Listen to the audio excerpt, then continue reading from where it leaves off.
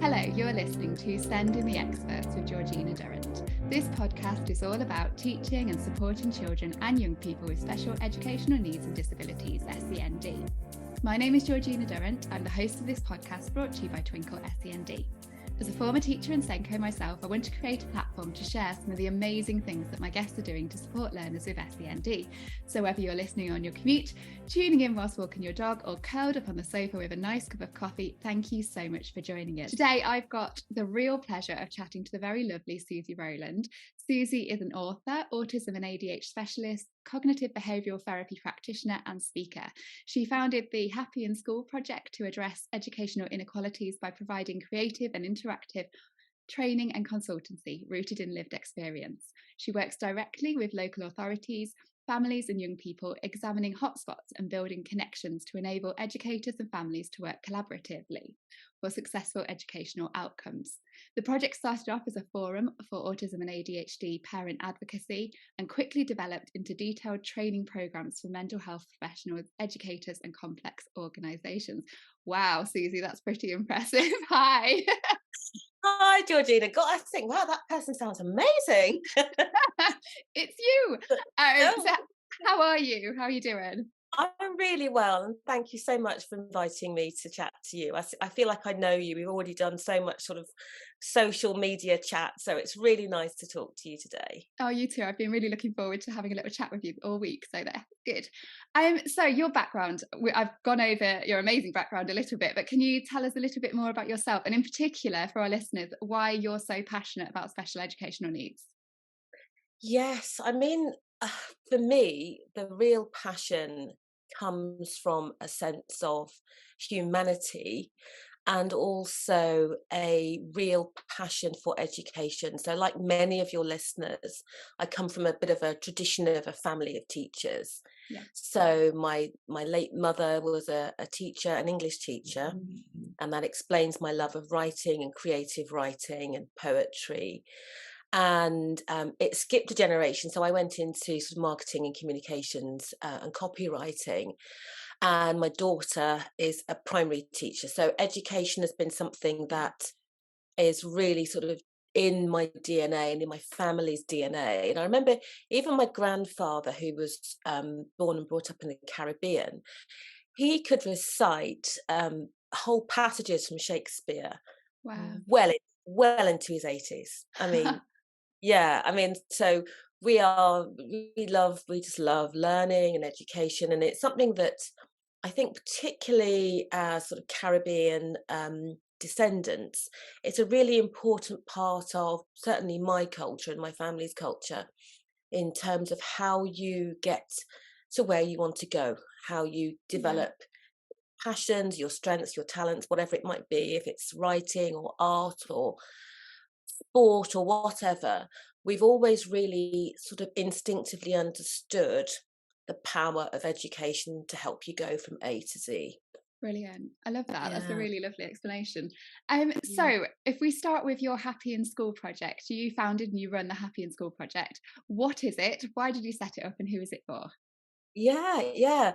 So my personal journey to my passion around SEND, the SEND part of education, is through my son, like many practitioners. My son was diagnosed with ADHD and autism spectrum condition aged 9. Mhm. And we'd had quite a bumpy primary, lots of exclusions and lots of difficulties and different schools, because I kept thinking, well, maybe this school will be better. And it's a common pattern that parents can tend to hop around schools Yeah. until they find the right setting, particularly if they're undiagnosed, because you don't really know what you're dealing with actually. Yeah. So it's sort of logical to think, well, if I change the environment, but you don't always know how to change the environment that you're already in, actually. Yeah. That's So a really a good lot of point. Yeah, like not yeah, having the control in that classroom to be able to make the changes that your child needs. So thinking actually fresh start, would that be a better option? absolutely, and I see it a lot with the parents that I meet through the Happy in School project. So really, it was me taking everything I'd learned from my sort of previous life and sort of communications and copywriting and sales and marketing, and thinking, how can I take what I've learned personally and also through my experience with my son and all of this change and trauma and develop a sort of advocacy program training type thing. I mean, I just sort of thought, I'm going to do this. And I actually didn't think too hard about it, which is, with hindsight, you think, oh my goodness. But I was so committed. And actually, through his whole diagnosis process, I had to leave my main job, my sort of previous career. And that's, again, a really common thing, that tends to be a parent who just has to take on sorry, the responsibility of working with the school, going to appointments, going to therapies, and getting that child settled. And that was me. So I had plenty of time to think and retrain. And I just grew more and more fascinated in what was going on, and all of the aspects of it, the aspects of parents' insecurity, teachers' insecurities as well. Yeah, even though you're trained as a teacher, and I saw it with my daughter. Huge confidence in teaching, but in some cases, particularly newly qualified teachers, a bit less confidence in managing some of those, quote, more challenging children. Yeah, absolutely. I don't think there's enough training. There's not enough out there for it, is there? No. And I discovered that in my first book, in terms of the levels of training. It means, as we know, certainly is a huge area. And it's kind of distilled into a couple of modules on the teacher training. So I know that there's lobbying around changing that. But as far as I know, they're still coming out with pretty basic understanding of what then looks like in the classroom. So I just sort of went at it, and I liked Happy in School, because I thought, well, that's a nice goal. Your school day should be the best days of your life, kind of. Yeah. Not in my son's case, and not in many of the children who I work with. And I thought, well, there's got to be a way that we can, collectively, parents, professionals, teachers, school leaders, we can work together, we can fill the gaps, we can get this done and get this sorted. So that was my goal, and it's very much on a positive outcome, because so much of the parent experience, and the child experience, can be negative. So it had to be, what can we do to make it much happier experience? And lots of answers. But if that's the goal, to have a well balanced, happy child, a happy child is more willing and open to learn. Yeah, completely. And I think if we even take all of the adjustments and interventions out of the picture, what are we doing enough to make our kids feel happy in school? Are we doing enough to make them feel relaxed? And we've had COVID, for goodness sake, and it's like a huge stressor. And I think the concept of well-being is now become really mainstream. Yeah. Which is, it's just a joy to see that development over the last sort of 5, 6, 7 years. It's really good to see that happen. So that's the philosophy. Oh, I love it. You're so inspirational. I love that you just wanted to and just your goal to make children happy. I just love that. I think that's wonderful. You sound like such a mother hen, in that you've gathered everything together to make everyone better in school, and collect, but in a positive way, not in a teacher bashing sort of, this is what's gone wrong. It sounds more like it's positive and bringing people together and sort of nurturing the environment and making children happy. I love that. Oh, it's brilliant. That's going to be my new nickname, Mother Hen. I can see that sticking. The other thing that I noticed you do is it's called the Teens Girls Circle. Can you tell me more about that? Yeah, I mean that's a project that is I piloted that last year. Again, one of those things I thought, I know. I have lots of girls coming, and that also feeds into the I Can't Go to School book, because lots of the young people I worked with around school non-attendants were young girls, although there were some boys. It was the majority of them I was working with, still am working with girls, yes. And I saw lots of patterns in those girls, not least their neurodivergence, Hmm. but also patterns about self-esteem, patterns about confidence, patterns about, you know, who am I? How do I be a neurodivergent girl? How do I fit in? You know, that whole Mean Girls thing. Yes. How do I fit in? I mean, I can really, really resonate because I always didn't feel I fitted in at school. So I have a real affinity, and I thought I'm going to get all these girls together, and we're going to do some relaxation. We're going to do some talking therapy around school. We're going to look at building confidence. We're going to do some creative stuff. And I say it was a pilot, and it's in sort of in development stage. But one of the interesting things I learned was, as much as the intention was good, because the anxiety levels in some girls are so high, even getting to the sessions, Oh, yeah. wow. So And even I that is didn't, hard. absolutely, and I didn't want it to be an online thing. Yeah. Although at the moment I'm looking at all options being explored, and I've got a bit of a sort of task force group together, so that's kind of bubbling under, which I will be progressing. But I still think that the therapy and the healing for the particular cohort of girls comes from meeting other girls Yeah. who are going through similar things. And once they're in the door, I mean, we had such firm friendships, but Yeah. the anxiety just to come in. So that was the real learning for me, because I had anticipated, well, maybe going to school is difficult. Yeah. But this is great. But it just goes to show that the anxiety is kind of all pervasive. Yeah. Um, it's really difficult for families. So Absolutely. Yeah, I watch can this see space. that. Yeah, that sounds really good what you're doing. But yeah, such a good point about the anxiety about coming to the sessions and stuff. And being it is tough being a teenage girl. It is really hard to find your place and to feel accepted. And girls are mean and complicated, and the friendships are very, very complicated, especially, and it can be even more so for neurodivergent kids, can't it? Because of the sort of social Absolutely. nuances and all of that that just is tricky. Absolutely. I mean, it's there's a whole new work stream that's coming out of that, which is I've just really enjoyed. And I think looking at neurodivergence, you know, my experience has shown, yes, we do have differences in presentation between girls and boys.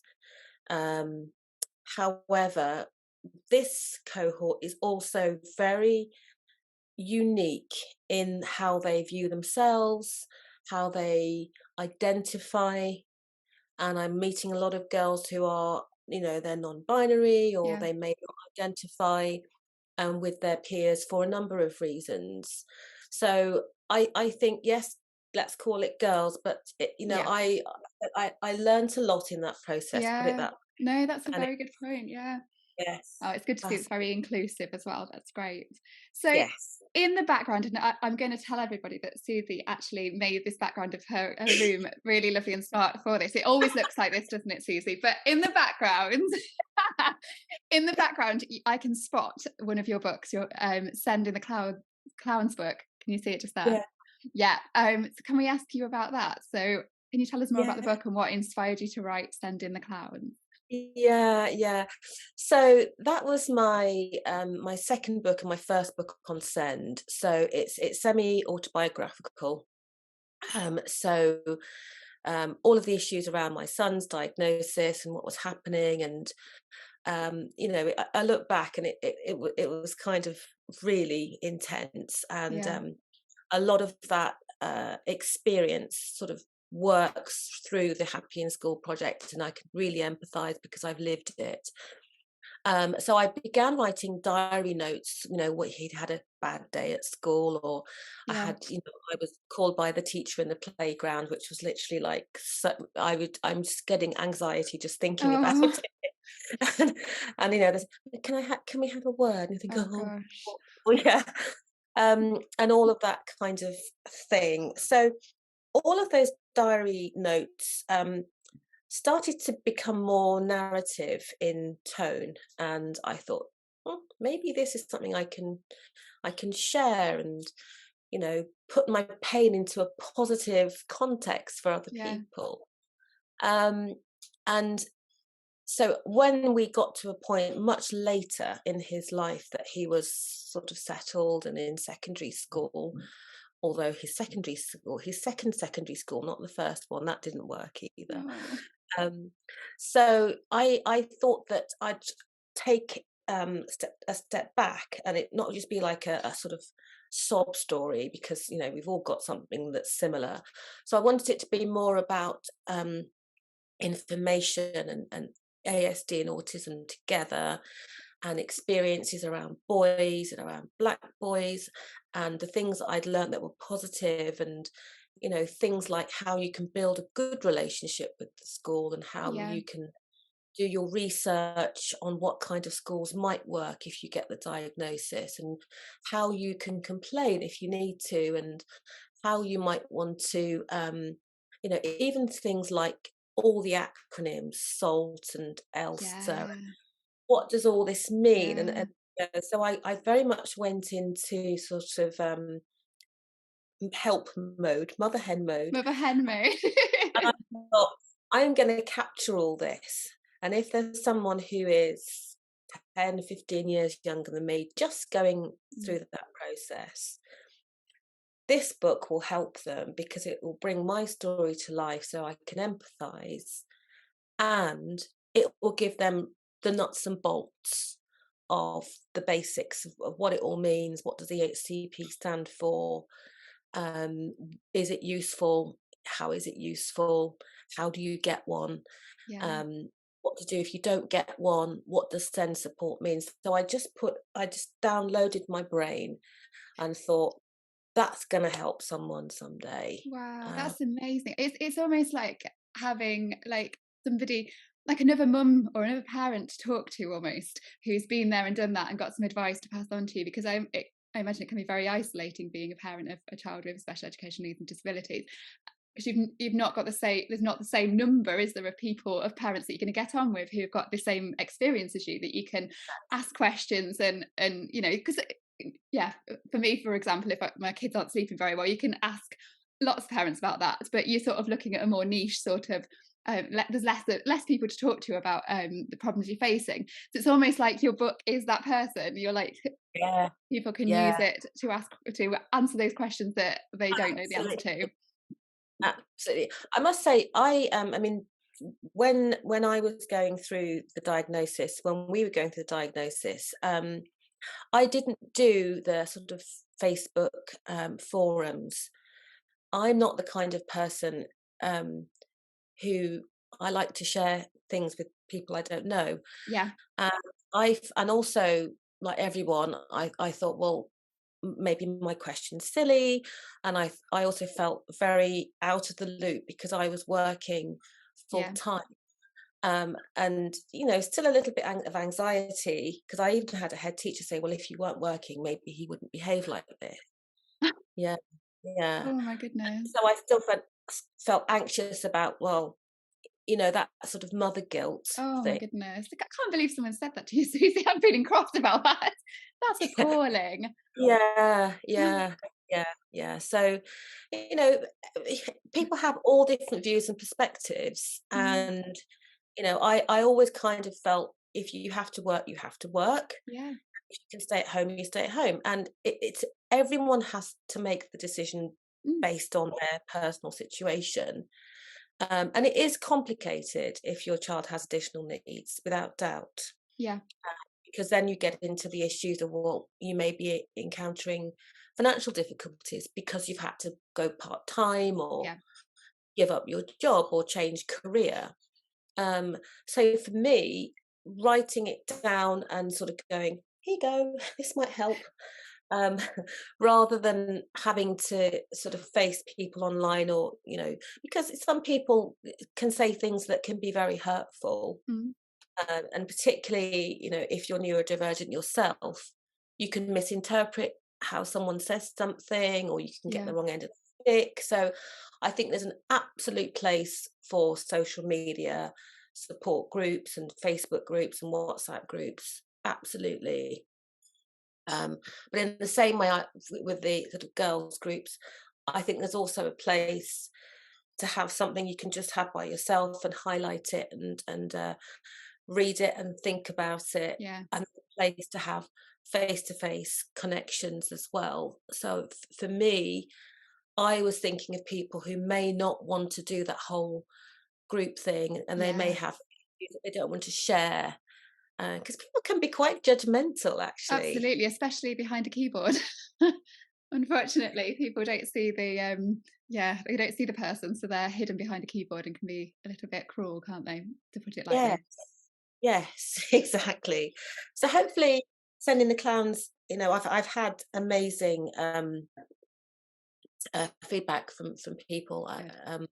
which has been that's just been my raison d'etre. That's why I did it. Yeah. Because it was published during COVID, so the bookshops weren't open. The worst possible time to I put know. a book out. But the people still find it, which is fantastic, and it's still helpful and relevant. Good. And that's job done for me. Yeah, and I'm curious, Send in the Clouds, like why the book title? Who are the clowns? Well, there is a film called Send in the Clowns, and there's Mhm. a whole soundtrack which is really beautiful. Um, but lots of kids and parents have been described as being the class clown. Yeah. And we all see clowns as being kind of, they're funny, they're at the circus, but I see the kind of sadness, behind the Mm. clown character. And also I see the whole masking, you know, Yeah. literally masking.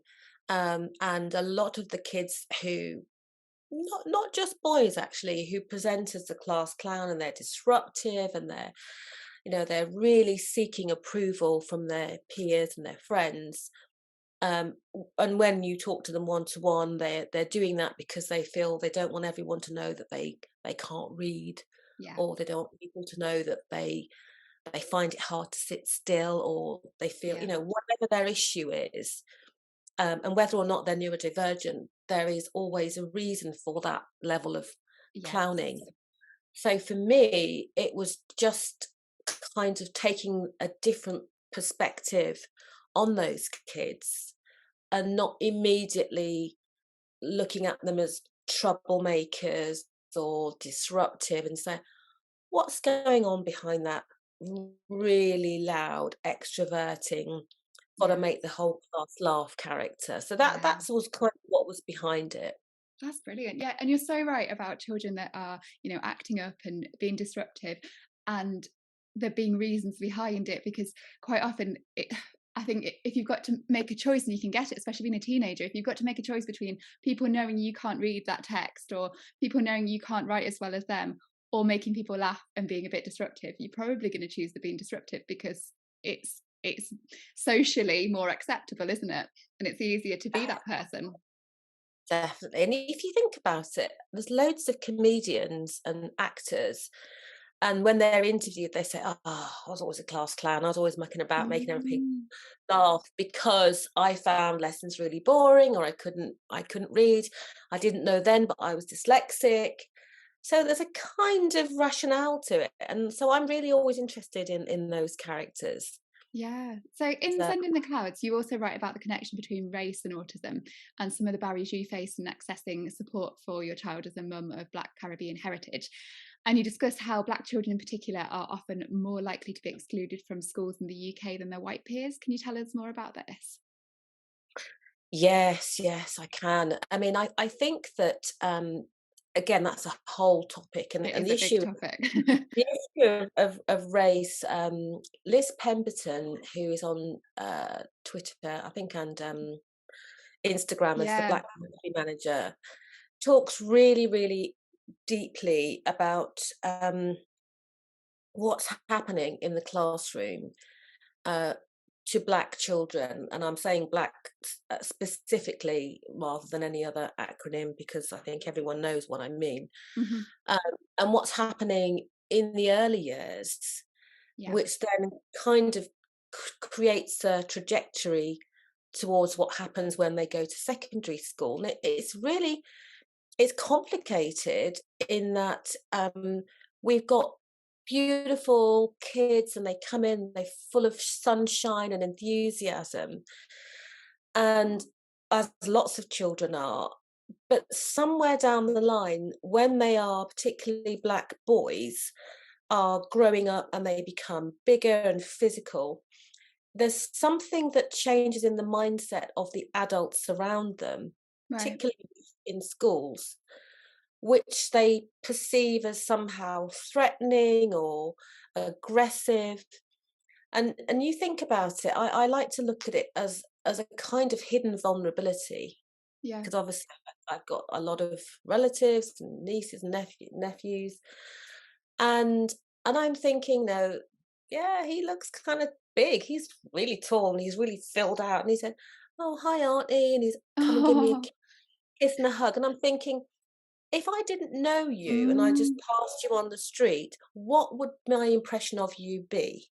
There's a Yeah. classic advert years ago. I think it was for the Guardian newspaper, and they had a picture of a still of a black guy running and a little old lady, and it said, what do you think's happening here? And obviously the kind of subtext is he's may have stolen her purse, he's running after her, or he's Mm. mugged her or something.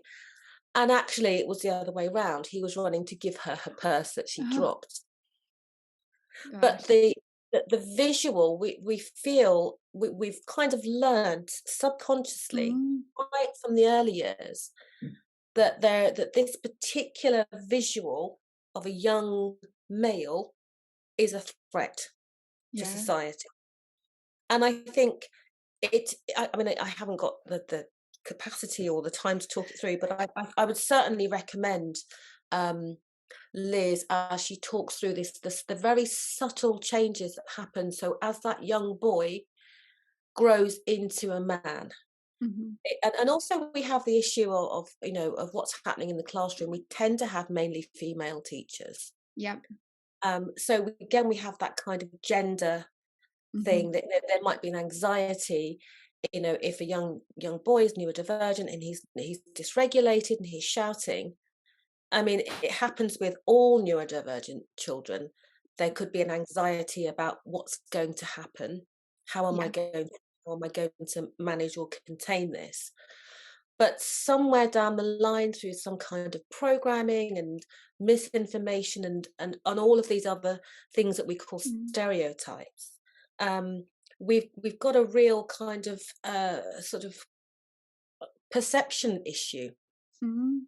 actually, which I think is interesting. And I think there's lots of other people, I can't think of the other woman's name, who do great work. Penny, it's gone out of my head. Um, she does great work on diversity and inclusion Yeah. in schools. And I think it's a slow moving machine. It's a very slow Yeah. machine, but progress is being made, but there's a huge amount that we need to do. And even people like Jamal Carley, who is obviously a black male teacher, Yeah. uh, I think there's a lot of work to do, Yeah. and I always felt that that the perception of my son and his character and his personality, I would sometimes be in meetings and think, you thought he was going to do that? Yeah. You don't know my What? son. Where did that come from? Why did you think he was acting aggressively? And this is the challenge with neurodiversity across the piece. It's the decoding of those behaviours. Yeah. Gosh, that must have been But it really hard as a mum though, and see like having people viewing your son incorrectly. Yeah, absolutely. It's difficult for parents, as say, across the piece. But when you think there's a possibility of not only are they misunderstanding this Mm. behaviour, but they are perceiving it in a negative way Yeah. because of what they are seeing and what they think they are seeing, that Yeah. might be aggressive. So it is very complicated. But I would only say that there is lots of information out there. There's lots of training, And I also think that there has to be a sort of responsibility to Mm. address yourself as an individual. Well, when I did my girls' talk, and I was really interested, this whole area of gender, I need to address what my thoughts are about that. Yeah. And in Yeah, and sort of in the same unpick, way, yeah, your sort of absolutely, your own experiences and how you've been programmed yourself, and actually thinking about what, yeah, have you got any stereotypes that you're not even aware of? absolutely. So, we all have biases. Mm. And I think that, we have to look at ourselves as educators and professionals, and try to look in the mirror and Yeah. where is my bias? And even the data is there that black boys without a neurodivergence are reprimanded, told off more often than their white peers Wow. for the same misdemeanor. There's all the data there. There's an Gosh. organisation called Black Thrive. So the data is there. This is not a sort of a made up thing. Mm. So for me, it's about everybody in that triangle: parents, teachers, educators, having a look at themselves. Yeah. And it's not always, how we say it, it's not always teacher bad, parent good either. Yeah. It's just about what's happening here, and that's actually where Happy in School, the work that I do, is very much about taking the fire out of some of these difficult situations. Yeah. That's it. Um, Yeah, and so important. What should schools be doing then to address this, and making sure that, black boys aren't being excluded more, and they're not being reprimanded more? What, apart from looking in the mirror and thinking, which is really, really important, about thinking about their own bias, what else can they be doing? Is there anything they could be doing to make things better? yeah, I mean, I think there needs to be a real transparency. I mean, look at the data, and and Hmm. and and just recognizing what's happening and Yeah. acknowledging that is happening first of all, and then looking at the recruitment processes, looking at the you know the if you have I can't think of the word, what sanctions are you putting in place? Are you responding more harshly to a Yeah. particular cohort? Because we do know the statistics show, the government UK statistics show that not only is that cohort excluded more frequently, so is Gypsy and Roma, and so are Hmm. kids with special additional needs. Yeah. So we do have already a built-in bias Hmm. towards particular groups of children, Yeah. who might need a bit more support and help. Yeah. So there's definitely a slight knee-jerking going on, but I do like the idea of rather than saying there is an owner of a problem, I like to think of it as we all own this problem, and Yeah. what are we going to do about it collectively? Um, Yes. and also building up trust with parents. That's a really important thing. If a parent saying, "Well, why did this happen, and how come he's been excluded 3 times?" Well, let's be transparent. Maybe let's look at this. Just look Yeah. at the data, look at the actions, and really start to establish some transparent relationships. Yeah, that's so important. And I know you've talked in your book as well about the underdiagnosis, particularly with autism for Black boys. Why do you think that's happening? Because I know we did a podcast episode recently about autism in girls, and I think that's been covered quite widely now, about the idea that there's definitely been an underdiagnosis of girls who are autistic girls. But what Mhm. about, yeah, Black boys? Because I'm really interested in them. Yeah, I mean, I'm not a researcher, but the research that I've done indicates that when the diagnosis was being discovered, Hmm. all of the research was done with 7-year-old white boys, which is Right. exactly why girls are Girls. underdiagnosed, and black and Asian and other minority groups, Yeah. also minority groups, are also underdiagnosed, because if you're looking for a certain thing and you've looked for it and it looks like this, Yeah. what is your sort of standard marker? Well, but we didn't see it like this in this case. Then you've got to take into cultural Yeah. considerations, all the subtleties of communication and social expectations, you say, if you're thinking about girls. So I think that in some ways the science needs to catch up. Yeah. Gosh, it's awful, isn't it, that it's still based on 7-year-old white boys and just That, one small cohort when we've got yes. oh my goodness, yeah, Yeah, absolutely. ridiculous. And also with adults, I mean, we now know that adult ADHD is a thing, and Yeah, a lot of adults would have qualified for an autism diagnosis had they had one yeah. um, 50 years ago, and they've had a lifetime of difficulties and Mhm. struggles. So I think for me, I'm very much in favour of looking at particularly neurodiversity and the neurodivergent profiles. I really focus on ADHD and autism because they're the two I know most about, as being a neurotype rather than being a neurodeficit. Yes. This is just how we are. These Mhm. are the types of brains that Yeah. that the perceptions might be around this, the profiles might be around this, and the patterns may be like this, and the interactions might be like this. That's what that particular neurotype brings to the world. Yeah. And I think once there's a sort of wholesale catch up, I mean, everyone talks about autism awareness. I think the awareness is pretty good. Yeah. Um, it's about acceptance, Yeah. and then we get to a point where we don't have just 29% of autistic young adults in employment, which is Gosh.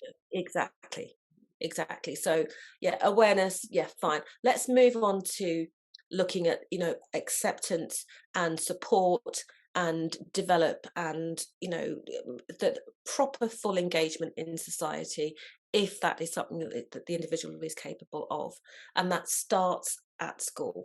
Yes, and that leads me on to my next set of questions, which is all about your second book, which came out in December. I Can't Go to School, the school non-attendance workbook. Can you tell us all about that then? So congratulations again, by the way, for the publication in Thank December. you. Thank you. Yes, yeah.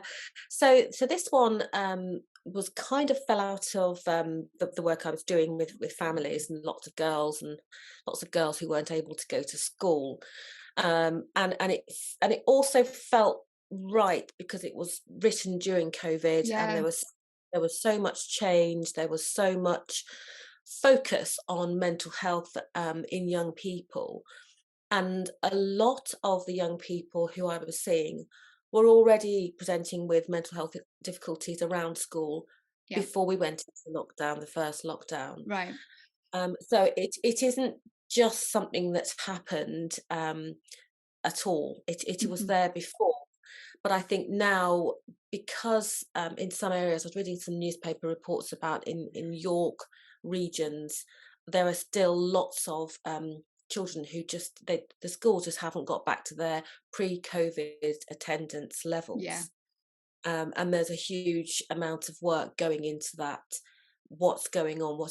And it's interesting because some families and children think, well, actually, we quite liked this hybrid style Yeah. of I've working. heard this a few times on the podcast. There's been a few guests that have said this about children actually they were happier.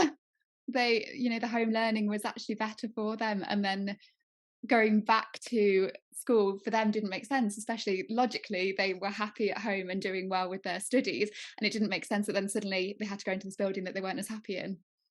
Absolutely, absolutely, and I think it really highlights the fact that as society is changing and evolving, and with different mindsets and different minds, it is the school system.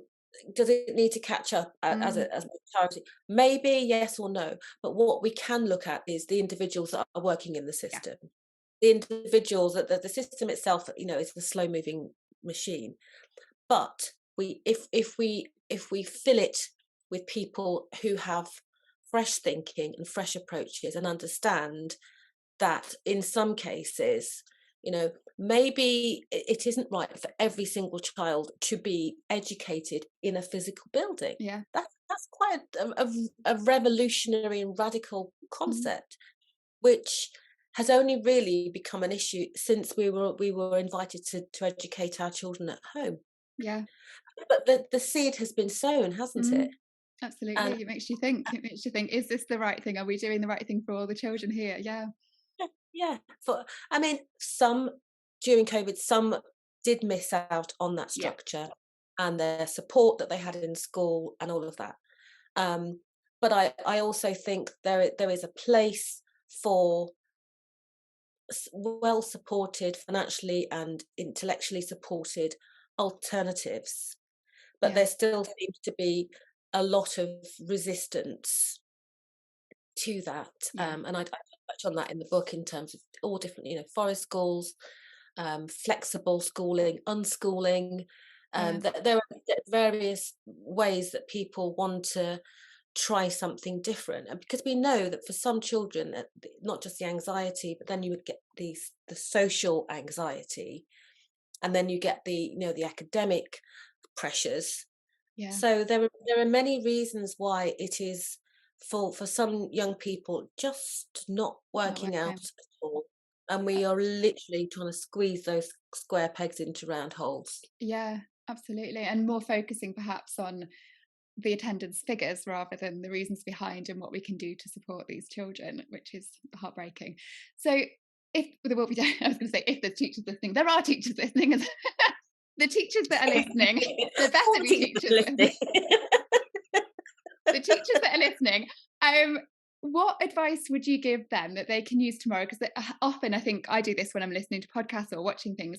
You have like a child in your head, don't you? Or like a few children in your head, and you're Yeah. thinking, oh gosh, what about so and so? They are struggling with attendance. Or if someone's got someone in their mind, what can they do tomorrow? What can they walk into school tomorrow and do Yes. differently to make an Yeah. impact on that child?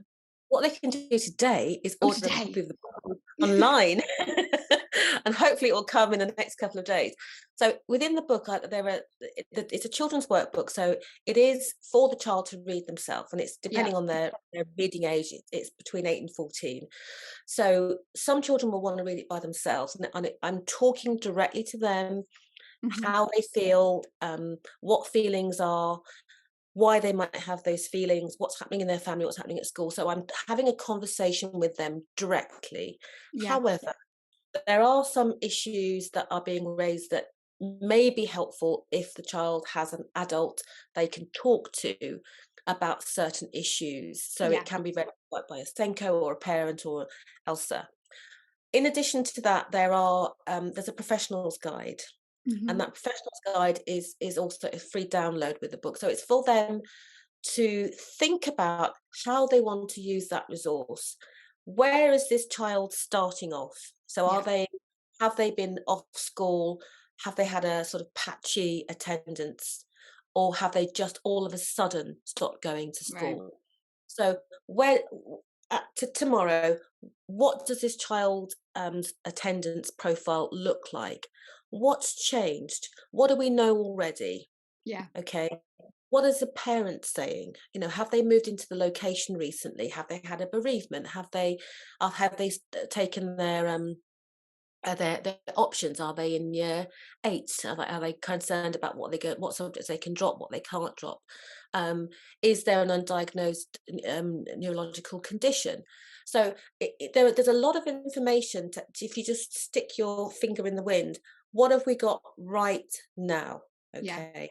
And then the next thing is, okay, so depending on what you've got right now, the child may be in some kind of cyclical pattern Hmm. of attendance. So they might be coming in for subjects that they like for whatever reason. It could be the teacher, it could be they're good at it. They could have some support in that lesson, and they may not be wanting to come in on the days that they have PE, for example. That can be difficult for some children because of their abilities and their strength and how they feel, they're not good at things. So there could be, if we're looking at what's happening today and tomorrow, we may already have some pretty big clues Yeah. as as to what's going on and how we can um, get the child to talk to us and share. So what would you like? What would work for you? What would make you want to come in every day, for example? Yeah. Sometimes it's just a simple question, but the child needs to build a trust with the adult, Yeah. whoever it might be, for them to feel that whatever their reason is adequate enough to share. They may Yeah. already feel a lot of shame around what Mm. this thing is.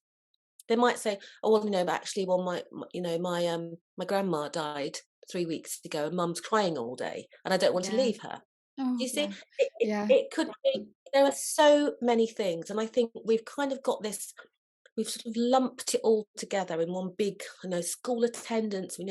If it goes below 85, get the klaxons out. Yeah. And I think, yes, it's a policy, it's a strategy, it's part of the machinery of education we want our children in. However, let's just row back a bit and focus on this one individual child. Yeah.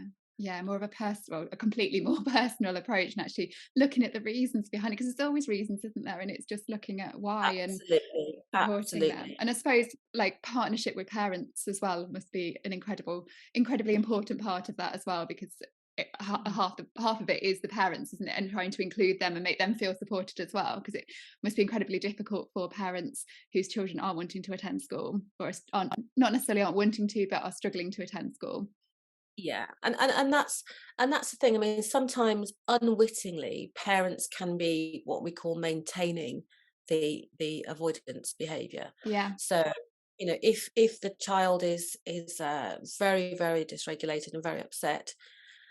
I mean, I had a parent say to me, every so often, I would just opt for a quiet life, Mm, and I'd let him stay home. yeah. Because that so then we have to ask ourselves, what's really happening in that dynamic, and what would it take for that child to not be having that, not feeling so upset. um it's actually looking at it in the round in 360. Yeah. And this isn't about blaming parents, this is about understanding what their pressures are, Yeah. and do they have any other children at home, and what is their daily situation. Yeah. And and and this is not sort of pointing the fingers and I think if the parent feels listened to, and again, if they feel they can genuinely share what's happening with the attendance officer or whoever it is, Mm, then you can get somewhere. yeah. But if there is this sort of this punitive approach, and we've in some boroughs we do still have parents being fined, Yeah. Yeah. um, and I mean, which is incredibly stressful. So you've all instantly gone into an adversarial mode. Yeah. So again, it's about de-escalating that situation, right from the beginning. That the first touch point should be, how can we help you? How can we Yeah. help you? How can we help Sarah? Yeah. Rather than sending a letter, your attendance has dropped now, your child has dropped to Yeah. 79%, and it's I know it's time, but in a way it's what we call a false economy with time. You might think you've sent the letter and it's dealt with, Yeah. It's but not, is it? that can take a lot longer to solve Yeah. than actually investing in a meeting, or some kind of conversation that Yeah. takes an hour, but you really have some rich information that you can go away and work with and Yeah. develop a plan, and then assess, plan, do, review. Yeah. That investment in time when you see there is a problem is probably better than relying on the letters and the systems to sort Yeah. it for you. Because you've got to, I suppose you've got to put yourself in the shoes of a parent who, you don't know the stresses that are going on at home, you don't know the difficulties they're facing, and that letter coming through their door must be incredibly like, oh, frustrating, upsetting, like the anxiety you must face reading that letter that says about attendance. If you've got valid reasons why attendance is very difficult, it must be really, really difficult, and it already sets it as them against us, doesn't it? It doesn't become a partnership Absolutely. if you've just been sent this letter, especially when you go especially if the child's at primary school and you've been dropping them off, you've been chatting to these teachers every day, and then you get a letter. It's very Yeah. like distanced. Yes, yes. And again, that's because we there's a system, we need Yeah. to Yes. humanize the system. Yes. I think that's completely right. Yeah. Yeah, but sometimes it's good because if people feel they can hide behind it, they haven't got to have that awkward Mm, conversation. yeah. But life is full of awkward conversation. Embrace the awkwardness. Right. Embrace Well, awkward.